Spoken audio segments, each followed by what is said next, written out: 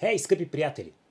Днес съм изключително поразен от един фейсбук статус на нашия велик мислител и депутат и наистина велик човек, който аз направо не мога да повярвам колко бисери може да твори този човек. Това е господин Манол Пейков. Депутата от нашето Народно събрание снощи написа нещо, което аз се поразих само при мисълта, изобщо на вечерята на 3 март, че може да бъде написано нещо такова. Петиция за преименуването на един от най-знаковите софийски улици. Вместо генерал граф Игнатиев да се нарича Алексей Навални.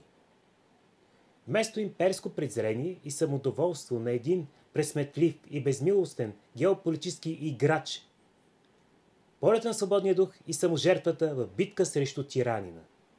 Намирам идеята за уместна и изключително своевременна.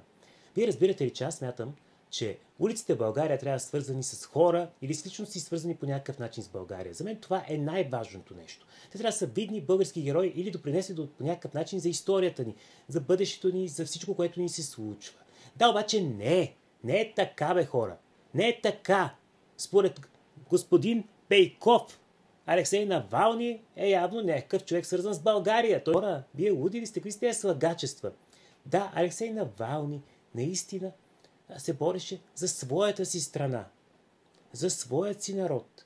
Защо вие отричате хората, които са борили за вашия народ, бе, господин Пейков? Граф Игнатиев, ако го нямаше да има младената българска държава, нямаше да има 3 март, нямаше да има това, което ви искате да махнете в момента и да изтриете от съзнанието на българите. И не мога да си разбера защо и не мога да си го обясня по никакъв начин. Защо, бе, господин Пейков? Защо? Аз смятам, че защото 3 март ни обединява и делото на хората, които са ни помогнали по някакъв начин, също ни обединява и вас това много ви дразни. И поради тая причина ви искате да изтриете и да ни обединяват някакви други хора. Ама не.